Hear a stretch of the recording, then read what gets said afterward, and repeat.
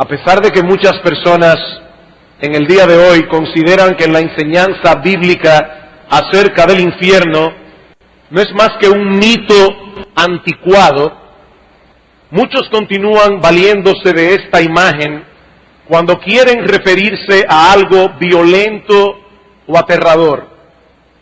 Durante la Segunda Guerra Mundial, la división comandada por el general Patton, la primera unidad americana que entró en Berlín, fue llamada el infierno sobre ruedas por los destrozos que causó. En diciembre del año 1990, cerca de Chattanooga, Tennessee, se produjo un tremendo accidente en el que chocaron 75 vehículos en cadena, dejando un saldo de 15 muertos y 186 heridos. Un bombero describió la escena como un infierno de 5 kilómetros. La primera noche de bombardeos sobre Bagdad, probablemente muchos recordarán esto, en la guerra en el Golfo Pérsico en el año 1991, el corresponsal de CNN, Bernard Shaw, comentó a los televidentes: esto es como estar en medio del infierno. Esta palabra transmite una imagen aterradora, aunque curiosamente también se usa en ciertos contextos para referirse a cosas positivas o emocionantes. Cuando Saddam Hussein anunció en 1990 la liberación de todos los extranjeros que habían sido retenidos en Irak luego de la invasión de Kuwait, uno de los rehenes llamó por teléfono a su esposa en Gran Bretaña para saber si ella había oído la noticia. Ella le respondió: sí, por aquí se ha montado un auténtico infierno, refiriéndose a una euforia de alegría. Y esta misma semana leí en un periódico local la noticia de que se ha desatado una batalla infernal en el béisbol de Grandes Ligas por el premio del jugador más valioso. Es obvio que las personas tienen una idea del infierno que en algunos casos se acerca a lo que la Biblia enseña al respecto. Pero también es evidente que el infierno es un concepto que se ha ido evaporando gradualmente de la conciencia colectiva de la sociedad occidental. Y algunas personas piensan que la idea de una condenación eterna es una especie en extinción. A principios de los 70, John Lennon compuso una de sus canciones más famosas. Y esta canción comienza diciendo: imagínate que no existe el cielo. Es fácil si haces un intento. Sin un infierno bajo nuestros pies y sobre nosotros solo el firmamento. Imagínatelo. Sin cielo y sin infierno. He ahí la filosofía de vida que muchos prefieren asumir, tomando a John Lennon como su profeta.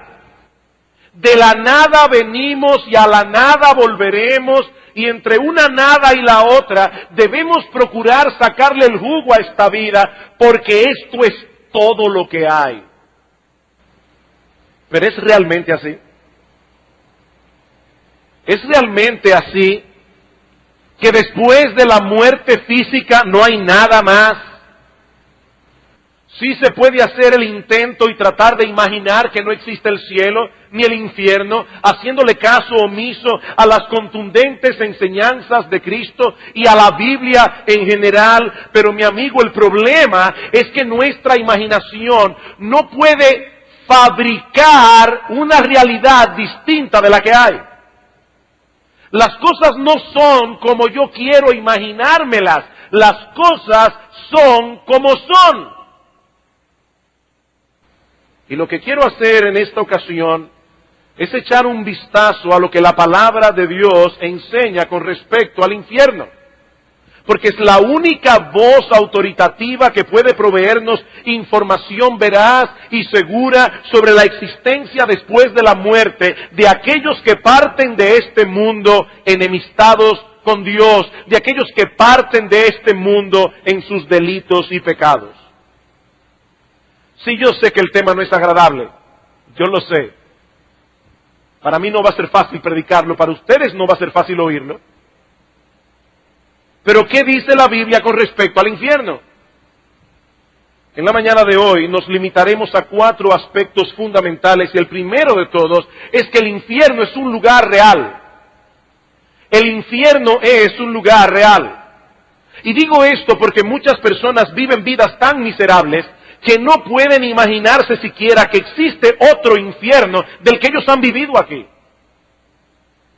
En una de sus obras de teatro, el filósofo existencialista Jean-Paul Sartre pone en boca de uno de sus personajes algo que pienso y sospecho que está en la mente de mucha gente. El infierno son los demás. El infierno son los demás. Olvídense de la hoguera y el azufre, dice él. No hay más infierno que la condición miserable que otras personas nos hacen padecer en esta vida. Pero esa no es la enseñanza de la Biblia con respecto al infierno. Por más terrible que sea la existencia de algunos en este mundo caído y dañado por el pecado, la Biblia presenta el infierno como un lugar real que muchos tendrán que enfrentar después de la muerte física. El infierno no es una metáfora, el infierno no es un cuadro simbólico de nuestros sufrimientos presentes. El infierno no es, como dijo en cierta ocasión un teólogo liberal, una experiencia interna provocada por la negativa de una persona a abrirse al amor. No. En la parábola del rico y Lázaro, en Lucas 16:28, Jesús presenta a este hombre rico describiendo el infierno como este lugar de tormento. Este lugar de tormento. Y la palabra que aparece allí es la que normalmente se usa en la Biblia, en el Nuevo Testamento, para referirse a un lugar. La palabra griega topos, de donde proviene nuestra palabra topografía. De igual manera dice la Biblia de Judas en Hechos capítulo 1, versículo 25, que luego de quitarse la vida, se fue a su propio lugar. O como lo traduce alguien, se fue a donde merece estar. El infierno es un lugar real, creado por Dios. ¿Dónde se encuentra? No lo sabemos, porque la Biblia no lo revela. Durante la Edad Media era común pensar que el cielo se encontraba en algún lugar encima de nosotros y el infierno en algún lugar debajo de nosotros, pero hoy sabemos que las expresiones arriba y abajo en relación con el universo no tienen ningún sentido. No tienen ningún sentido. Lo que es arriba para nosotros es abajo para los chinos. Y viceversa. Hace unos años un periódico finlandés anunció que en la década de los 80 unos científicos rusos habían encontrado el infierno. Supuestamente perforando un pozo en Siberia, un pozo de 14.4 kilómetros de profundidad y con un aparato receptor ultrasensible, habían registrado el sonido de millones de voces humanas gritando en angustia. Si nunca han oído ese video, yo lo he visto y lo he oído. Según este grupo de científicos, también registraron que en ese lugar había una temperatura estimada en 1100 grados Celsius, unos 2000 grados Fahrenheit. Por supuesto, habría que preguntarse cómo los aparatos de grabación pudieron resistir una temperatura semejante. ¿Y por qué esperaron tanto tiempo para dar a conocer una noticia tan extraordinaria? ¿No eso es un engaño? Un engaño muy elaborado. Nosotros no tenemos idea de dónde se encuentra localizado el infierno en este universo creado por Dios, pero no hay ninguna duda de que la Biblia lo presenta como un lugar real. En segundo lugar, la Biblia también enseña que el infierno es un lugar de castigo justo y terrible. La Biblia también enseña que el infierno es un lugar de castigo justo y terrible. Yo sé que aquí estoy entrando en un terreno que para muchos es odioso en extremo. El concepto de castigo en la sociedad occidental se ha convertido en un tabú. Muchas personas consideran que la idea de castigar es barbárica, primitiva, algo que no es digno de una sociedad civilizada. Y si a esto añadimos el relativismo moral que permea nuestra sociedad, entenderemos por qué esta enseñanza bíblica del juicio y del castigo resulta hoy día tan chocante. Alguien ha dicho que la creencia más fundamental en la cultura americana es que la verdad moral es relativa a cada conciencia individual. Consecuentemente, nuestra cultura no tiene problemas con un Dios de amor que nos apoya sin importar cómo vivamos, pero objeta fuertemente la idea de un Dios que castiga a las personas. Esta mentalidad caracteriza el espíritu de nuestra época. En la antigüedad, la mayoría de las personas pensaban que existía un orden moral objetivo, absoluto, al cual los hombres debían adaptarse independientemente de nuestros gustos, independientemente de nuestras preferencias personales. Ahora, yo no estoy diciendo con eso que en la antigüedad la mayoría de las personas se sometía a ese orden moral, porque no era así. Pero en la mente de muchas personas este concepto estaba tan claro como la luz del mediodía.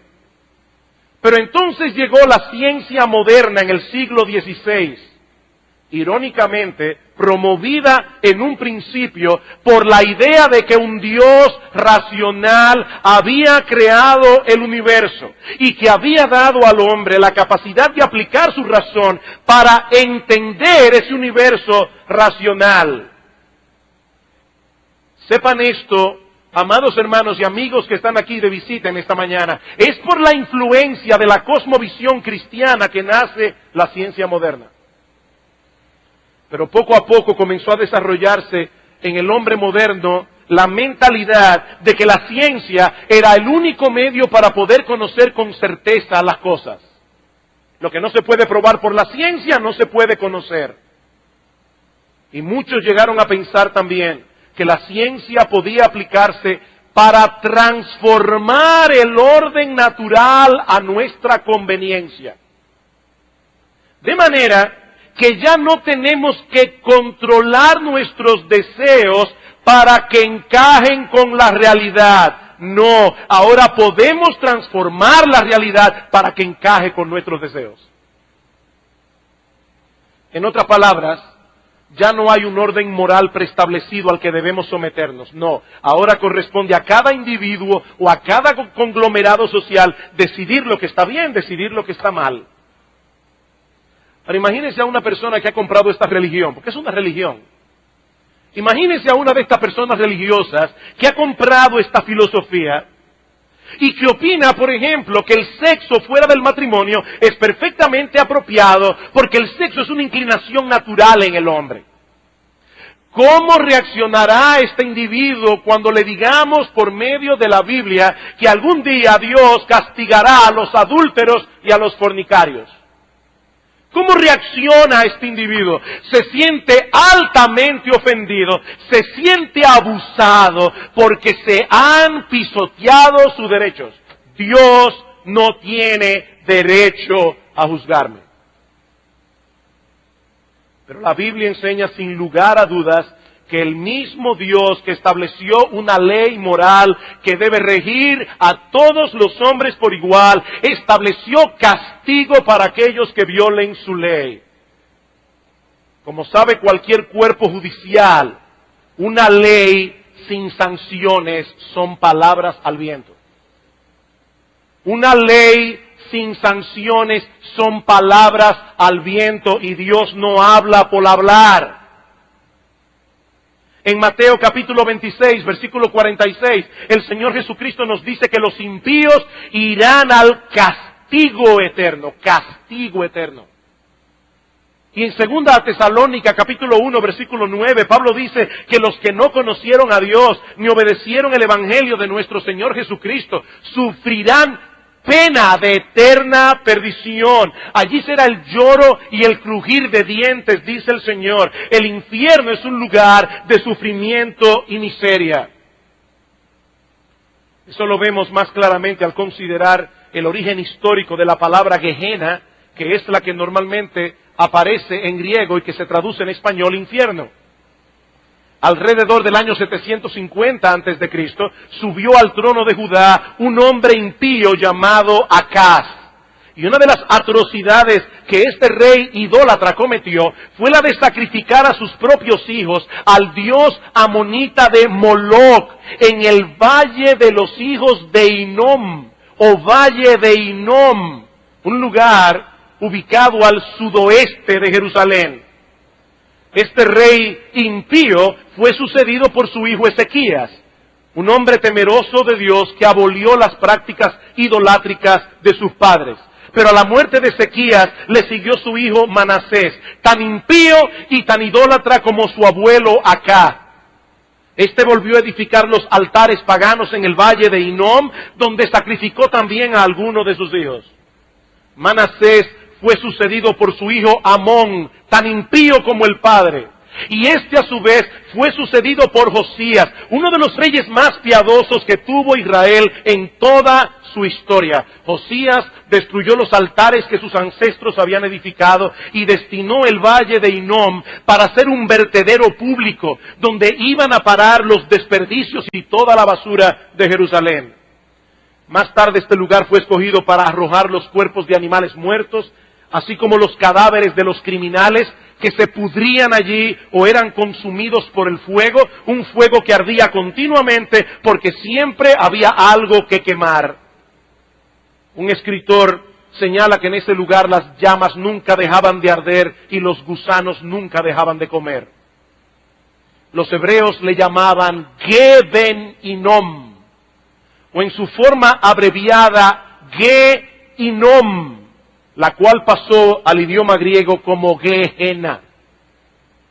Gehenna.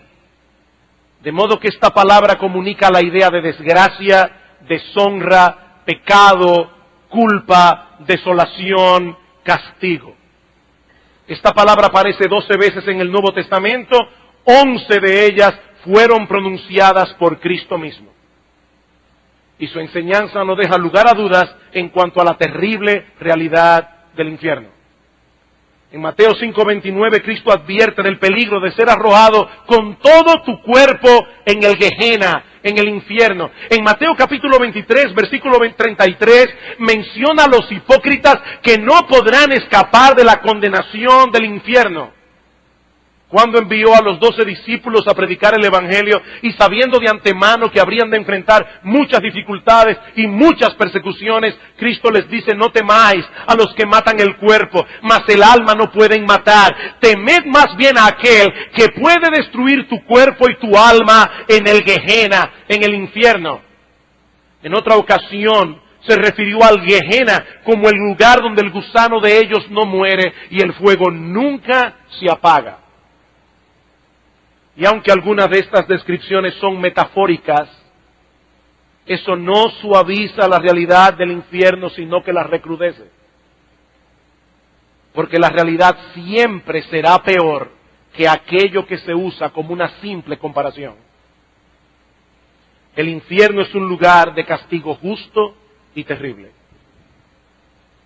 Como vimos la semana pasada, la Biblia nos revela un Dios perfectamente bueno, pero también como un ser perfectamente santo, perfectamente justo, un Dios que de ningún modo tendrá por inocente al malvado, un ser que es indiferente a la maldad, que es indiferente a la injusticia, no es bueno en ningún sentido.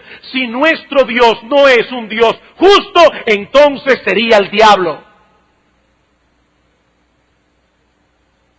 Y como criaturas creadas a su imagen y semejanza, todos nosotros aquí podemos entender ese concepto, por más que algunos se empeñen en sacarlo de sus mentes y de sus conciencias. Nosotros fuimos creados a la imagen de Dios y tenemos un sentido moral en nuestro corazón, tenemos una conciencia que nos dice a voz en cuello que el mal debe ser castigado y lo justo debe ser recompensado. Ese es un principio elemental de justicia. Como yo decía hace un momento, las leyes sin sanciones son palabras al viento. Y cuando es Dios el que castiga, ese castigo será justo, absolutamente justo.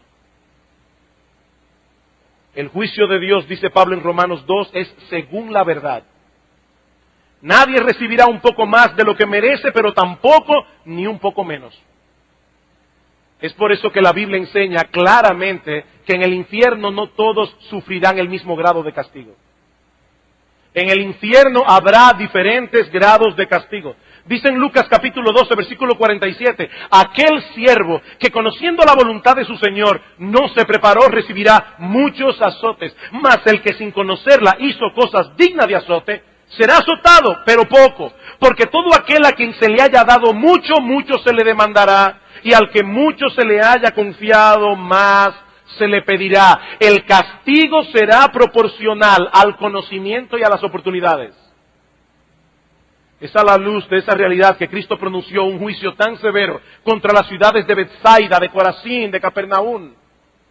Dice que comenzó a reconvenir a las ciudades en las cuales había hecho muchos milagros, porque no se habían arrepentido. Estas personas tuvieron a Cristo allí, predicando el Evangelio y mostrando su poder a través de milagros, y aún así no se arrepintieron. Dice Cristo, ¡ay de ti, Corazín! ¡Ay de ti, Betsaida! Porque si en Tiro y en Sidón se hubieran hecho los milagros que han sido hechos en vosotras, tiempo ha que se hubieran arrepentido en silicio y ceniza.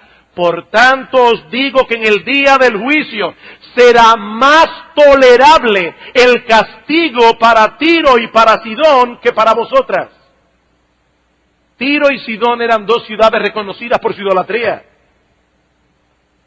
Y dice el Señor, el castigo para los idólatras será más tolerable que el castigo que recibirán aquellos que conocían el mensaje del Evangelio y aún así lo pisotearon. ¡Ay de ti, Capernaum, que eres levantada hasta el cielo! Hasta el Hades serás abatida.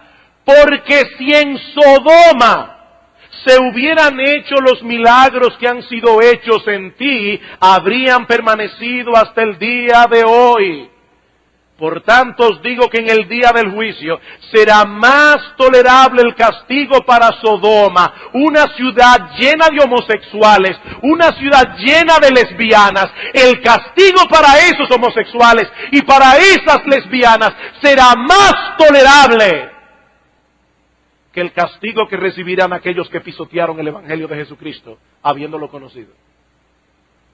Esa es la enseñanza de Cristo. Hablando a los líderes religiosos de su tiempo, hombres que tenían mucho conocimiento de la Biblia, pero lo usaban engañosamente para fines egoístas. Y Cristo les dice, ay de vosotros escribas y fariseos hipócritas, porque devoráis las casas de las viudas y como pretexto hacéis largas oraciones, por esto recibiréis mayor condenación. Mayor condenación. Todos serán castigados. El infierno es horrible para todos, pero no todos lo serán en el mismo grado. Mayores privilegios traen mayor responsabilidad. Y ya me imagino a alguien pensando, pero pastor, si esto realmente es así, me hubiera convenido más nunca haber oído el Evangelio. No, mi amigo, ese es un razonamiento totalmente equivocado. Por un lado, como yo decía hace un momento, todos serán castigados, porque la ignorancia de aquellos que nunca han oído el Evangelio es una ignorancia relativa, no absoluta. Ese es el argumento de Pablo en Romanos capítulo 1, versículos 18 en adelante. Pablo dice que aún esos paganos que nunca tuvieron en sus manos una Biblia, tales paganos conocen a Dios.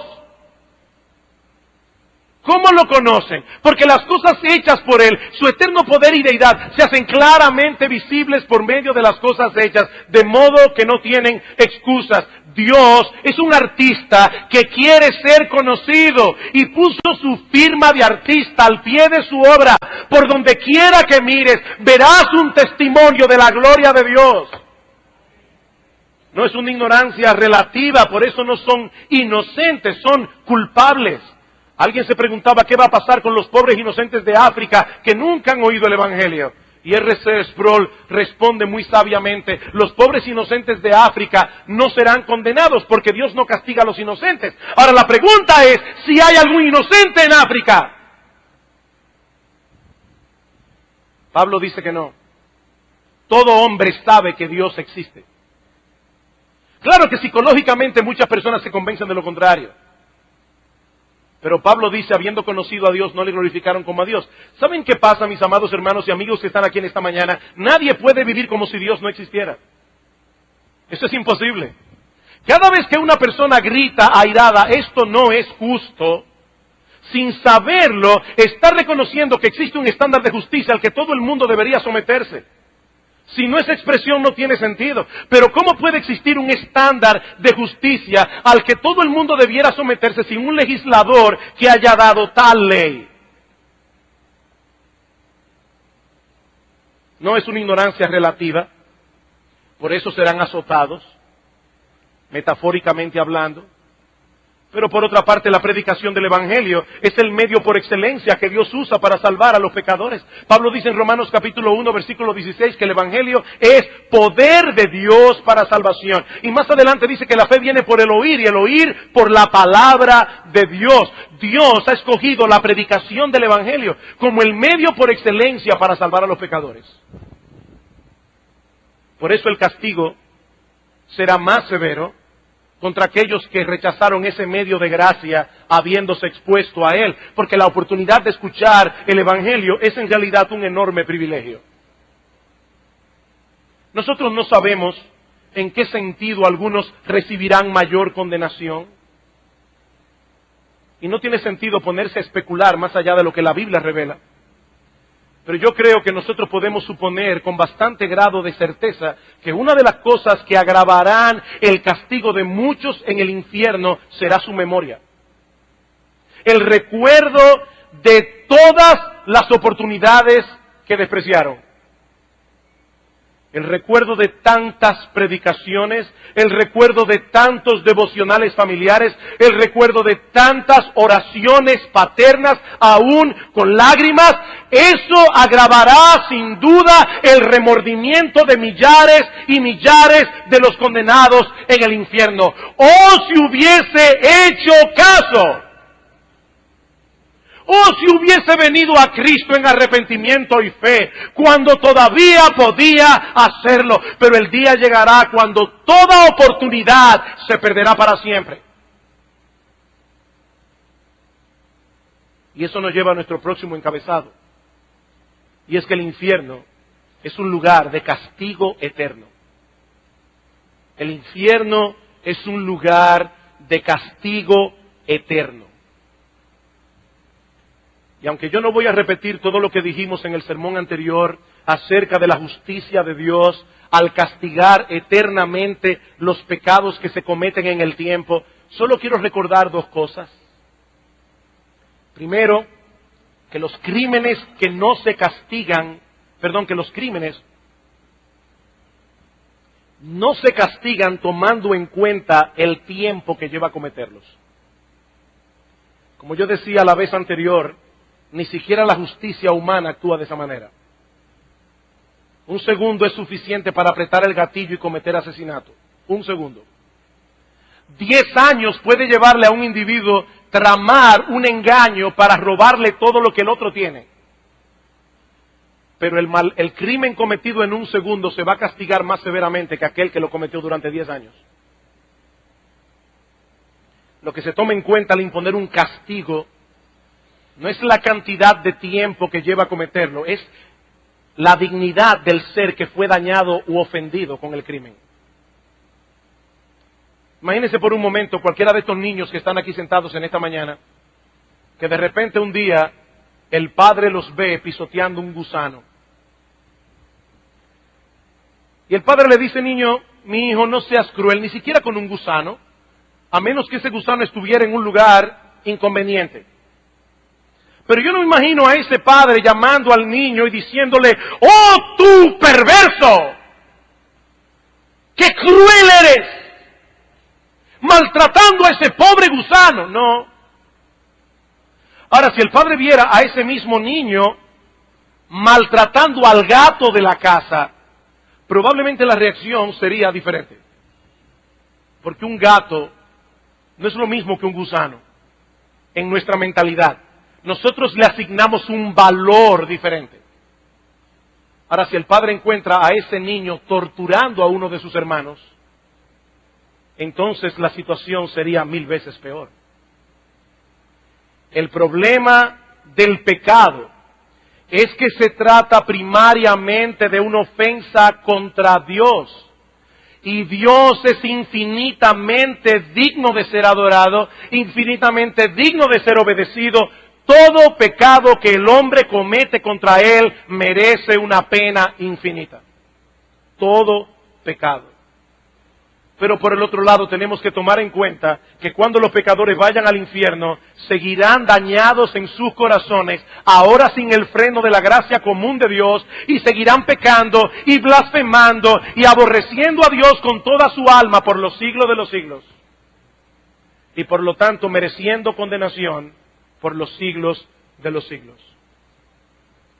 Mi amigo, no te engañes, si hay algo que la Biblia enseña con toda claridad, es que el castigo del infierno es eterno. Cuando dice Cristo en Marcos capítulo 9, versículo 46, que en ese lugar el gusano de ellos no muere y el fuego nunca se apaga, es obvio que se está refiriendo a un castigo que nunca termina y a un castigo que se sufre de manera consciente. Nosotros no sabemos a qué se refiere Cristo cuando habla del gusano, porque evidentemente no se está refiriendo a gusanos reales. Es una metáfora. Por eso dice el gusano de ellos. Y muchos teólogos entienden que se refiere a la conciencia. Esa conciencia corroyendo al pecador por los siglos de los siglos. En el texto de Mateo 25:46, que ya hemos citado varias veces, Cristo dice que tanto los impíos como los justos arribarán a un destino eterno. Tanto el uno como el otro. Los primeros a un destino de condenación y castigo. Los segundos a un destino de vida y de bienaventuranza. Pero tan eterno es un destino como el otro. En el texto que leímos en 2 Tesalónica 1:9, Pablo dice, sufrirán eterna perdición. El profeta Daniel nos dice que los condenados sufrirán vergüenza y confusión perpetua. En 2 de Pedro 2:4 se habla de prisiones eternas. En el versículo 7 de Judas se habla del castigo del fuego eterno. Y en el versículo 13 de eterna oscuridad.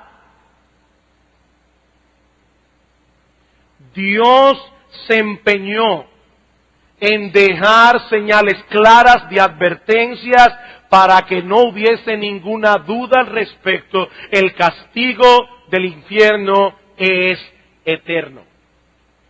Eterno. Nosotros no podemos ni siquiera comprender ese concepto. Eternidad. Y yo le pedí al Señor en esta semana, Señor, por favor, usa el mensaje de tu palabra para clavar esa palabra en el corazón de los inconversos aquí. Eternidad, eternidad, eternidad, por los siglos de los siglos. Hablando de los condenados en Apocalipsis capítulo 14, versículo 11, dice que el humo de su tormento sube por los siglos de los siglos. La misma expresión que se usa para hablar de Dios en Apocalipsis 4:9. Dice que Dios es el que vive por los siglos de los siglos, de manera que el tormento del infierno es tan eterno como Dios mismo.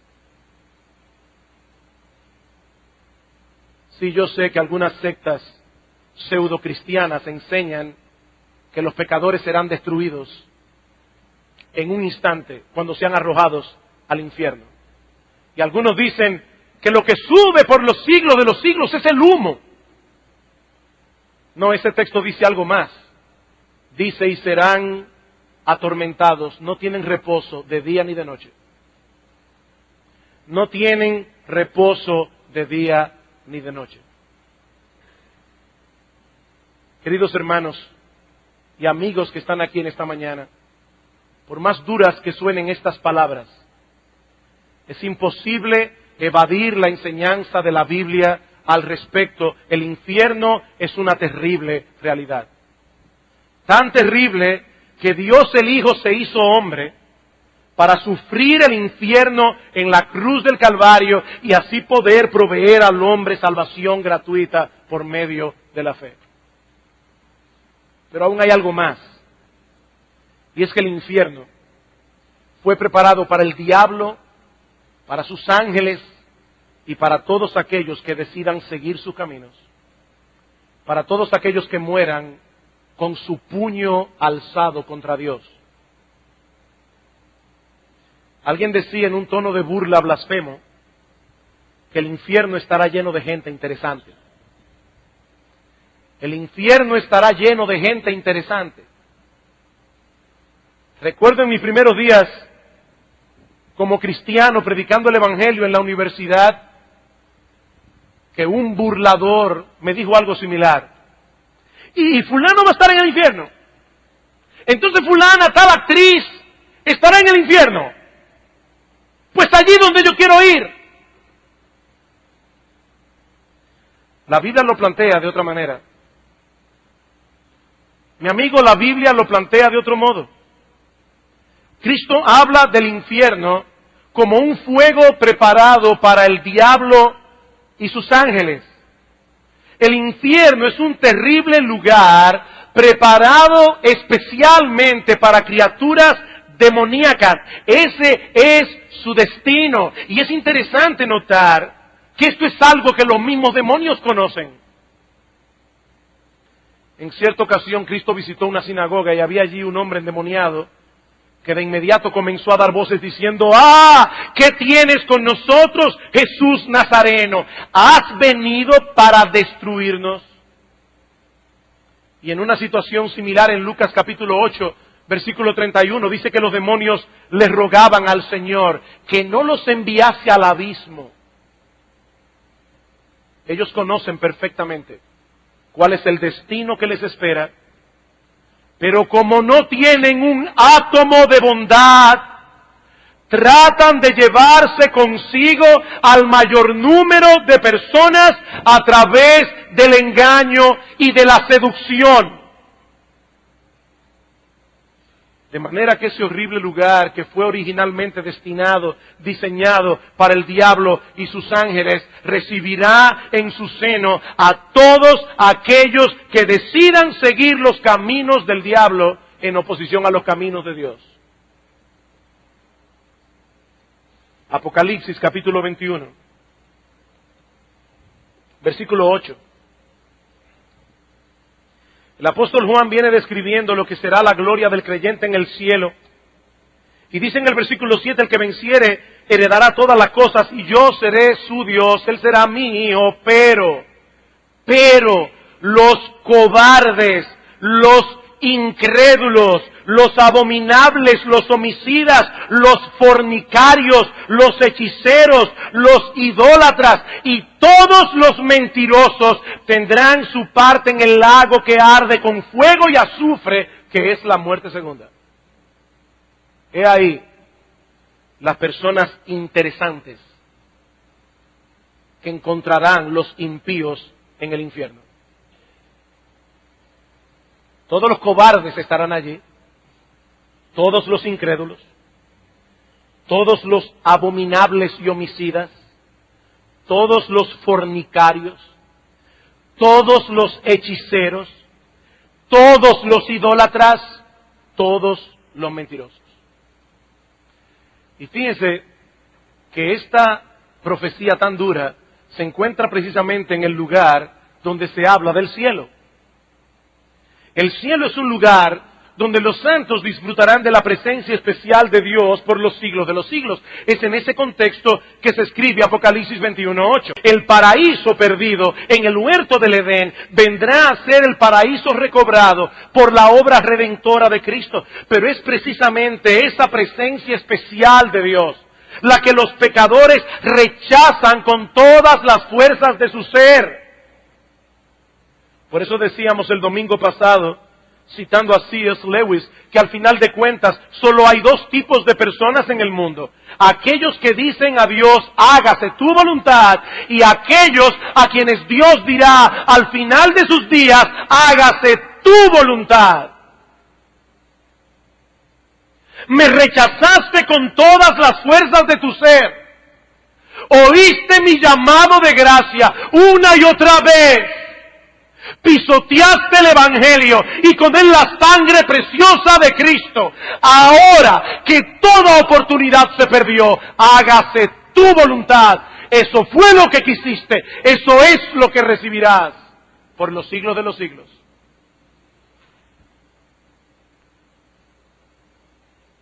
Y por favor no piensen que el infierno solo está lleno de criminales, de alcohólicos, de drogadictos, de fornicarios, de adúlteros, porque no es verdad.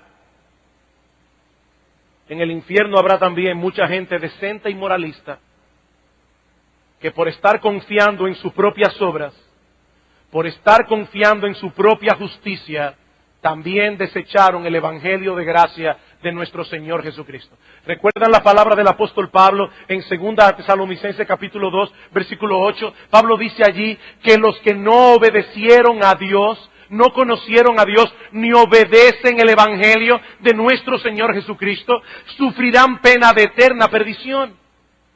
¿Cuál fue el pecado allí? No recibir por fe el Evangelio de gracia. Por eso Cristo le dice a Nicodemo, un hombre decente, un hombre moralista, Nicodemo, el que no naciere de nuevo, no puede ver el reino de Dios. El que cree en el Hijo de Dios tiene vida eterna, dice en Juan 3:36, pero el que rehúsa creer en el Hijo no verá la vida. No importa qué tan decente, no importa qué tan popular sea en la alta sociedad. Cristo dice, el que oye mi palabra y cree al que me envió tiene vida eterna. Y no vendrá a condenación, mas ha pasado de muerte a vida. ¿Quiénes? Los que se guardan de adulterio, los políticos que no son corruptos, los que no roban lo que no les pertenece, no. Los que escuchan mi palabra y creen al que me envió. He ahí, en una forma bien resumida, algunas de las enseñanzas más importantes de la Biblia acerca del infierno. El infierno es un lugar real, el infierno es un lugar de castigo, el infierno es un lugar de castigo eterno, el infierno fue preparado para el diablo, para sus ángeles, pero también irán a parar allí todos aquellos que murieron en sus pecados, enemistados contra Dios. Indudablemente se trata de una doctrina difícil de asimilar, aún para nosotros los creyentes. Aún para nosotros los creyentes. ¿Saben por qué? Porque nosotros no tenemos un concepto adecuado de la horrible naturaleza y culpabilidad del pecado. Y mucho menos tenemos una idea, ni siquiera aproximada, de la magnificencia de la gloria de Dios. Como dice el teólogo Charles Hodge, somos jueces incompetentes para juzgar la penalidad que el pecado merece. Somos jueces incompetentes para juzgar la penalidad que el pecado merece. Alguien decía que si una persona tuviese un concepto adecuado del pecado, no se extrañaría de que Dios envíe pecadores al infierno. De lo único que se extrañaría es de que Dios lleve a pecadores perdonados al cielo. Si nosotros pudiéramos ver por un instante el infierno desde la perspectiva de Dios, ¿qué veríamos? Si nosotros pudiésemos ver el infierno desde la perspectiva de Dios, ¿qué veríamos? He aquí a un Dios glorioso, santo, todopoderoso, digno de toda gloria, de toda magnificencia. Y ese Dios decide crear. Y entre todas las criaturas que Él hace al hombre, y solamente al hombre, a su imagen y semejanza. Un ser que tiene intelecto, un ser que tiene emociones, un ser que tiene raciocinio, un ser que puede interpretar los hechos. Y Dios se encarga de hacer una creación lo suficientemente maravillosa como para que no hubiese dudas en cuanto al hecho de que fue Él que la hizo. Y le dio al hombre la capacidad de entender esa evidencia. Pero ese hombre también era un ser libre. Porque Dios hizo a un ser capaz de amar. Y un ser que no fuera libre. Un ser que no tiene opción. Es una máquina, no es una persona. Y ese ser libre, en su libertad, escoge el pecado, escoge seguir la mentira del diablo, escoge voluntariamente darle las espaldas a Dios. Y de inmediato ese Dios comienza a revelar a través de las Escrituras su maravilloso, extraordinario plan de salvación. En el mismo huerto del Edén, Dios le dice al hombre y a la mujer que habría de nacer uno de la raza humana que habría de aplastarle la cabeza a la serpiente antigua que se llama Diablo y Satanás. Y ese Dios comienza a enviar profeta tras profeta, tras profeta, tras profeta. Finalmente la Biblia queda escrita, un libro perfecto de principio a fin, sin errores de ningún tipo. Y finalmente ese Dios envía a su propio Hijo, el Dios encarnado, la segunda persona de la Trinidad, para que sufra en la cruz el infierno que sus criaturas rebeldes merecen. Y ahora ese Dios, durante 2000 años, ha estado enviando a sus siervos, muchos de los cuales han tenido que sufrir vergüenza, vejación, persecución, para predicar este glorioso evangelio, este glorioso mensaje de salvación. Y para colmo, Dios ha puesto en el corazón de cada hombre una conciencia, un tribunal moral. Y aún así, algunas personas se mantienen hasta el final de sus vidas, como dice Pablo, deteniendo con injusticia la verdad. ¿Y es Dios injusto por enviarlos al infierno? Sí, esta es una enseñanza difícil de asimilar, pero sería una inmensa crueldad de nuestra parte dejar de advertir al pecador del terrible destino que les espera si mueren en sus pecados, por el temor de que no nos vean como fanáticos y como irracionales. Eso sería una crueldad. No es casualidad que Jesús hablara del infierno más que nadie. No es casualidad que Él presentara esta doctrina en una forma tan vívida y tan aterradora. No es casualidad. Y es que nadie conocía como Él los horrores del infierno. Horrores que hicieron necesarios su encarnación y su muerte en la cruz del Calvario. ¿Saben por qué Jesucristo habló tanto del infierno? ¿Saben por qué lloró sobre Jerusalén? Precisamente porque Él vino a buscar y a salvar lo que se había perdido. Y nadie será salvo sino hasta que vea el terrible peligro en que se encuentra. Mi amigo, el infierno es una realidad aterradora de la que debes procurar escapar cuando todavía puedes hacerlo. Pero mi amigo, es mi deber decirte que esa oportunidad es ahora. Esa oportunidad es ahora, porque ninguno de nosotros puede estar seguro de que tendremos un mañana del que podremos disponer. Yo no puedo imaginar siquiera cómo será ese instante, ese momento en que un pecador traspasa el umbral de la eternidad, y ese instante, ese momento en que repentinamente se da cuenta de que toda esperanza de salvación ha terminado por siempre.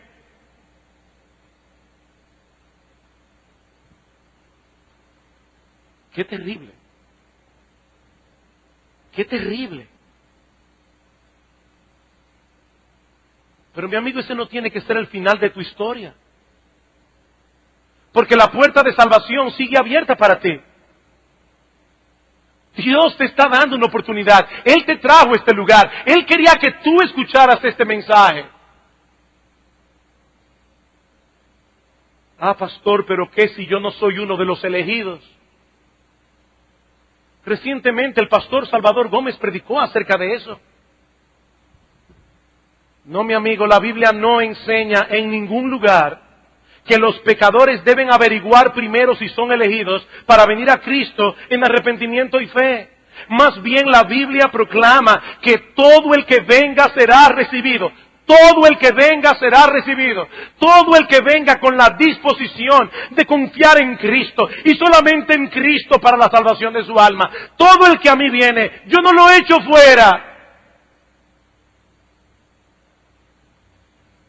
Más aún, mi amigo, la Biblia dice que la gracia de Dios está disponible para ayudarte en este momento a hacer lo que por ti mismo tú no puedes hacer. La gracia de Dios es una gran salvación. Mi amigo, tal vez en el fondo de tu corazón tú tienes miedo de conocer a Dios. Sí, hay personas que tienen un miedo psicológico al hecho de que Dios exista y tratan de imaginar que eso no es así. Pero mi amigo, yo te recuerdo una vez más que tu imaginación no puede fabricar una realidad distinta de la que hay. Leí en estos días, por una razón particular, estaba leyendo la vida de la poetisa norteamericana Emily Dickinson. Me dio tanta pena, tanta tristeza. Nadie sabe finalmente en qué condición murió esta mujer, pero ella fue criada en un hogar cristiano, ella conocía la palabra de Dios y todavía más aún, ella sabía que la palabra de Dios era verdad, pero hasta el fin de sus días no quiso reconciliarse con Dios porque no quería cederle la autoridad de su vida. Y muchos de los poemas de Emily Dickinson revelan esta lucha. Yo sé que es verdad, pero no quiero creer. ¿Sabes una cosa, mi amigo? Si esa es la condición de tu corazón, Dios tiene abundante gracia para cambiártelo, pero pídeselo a Él. Pídeselo a Él. Un hombre vino en cierta ocasión al Señor Jesucristo y Cristo le dice, tú crees, porque al que cree todo lo es posible. Y este hombre rápidamente dice, sí Señor, yo creo. Después lo pensó mejor y le dice, Señor, ayuda mi incredulidad. Ayuda mi incredulidad. ¿Le tienes tanto miedo al hecho de que esto sea verdad que no te atreves a pedirle a Dios que te lo muestre? ¿Es tal tu terror? Mi amigo, pídele a Dios que te transforme. Pídele a Dios que venza tu incredulidad. Pídele que destroce la dureza de tu corazón. Pídeselo a Él. Dice la Biblia que Jesucristo es un gran Salvador que puede dar a su pueblo perdón de pecados y arrepentimiento. Pídeselo a Él. Pídeselo a Él. Pero no te vayas de este lugar con la ira de Dios sobre ti. Porque mi amigo, lo cierto es, y yo estoy muy consciente de eso, que este puede ser el último sermón que yo predique en Iglesia Bíblica del Señor Jesucristo, o puede ser el último sermón que Dios te dé la oportunidad de escuchar.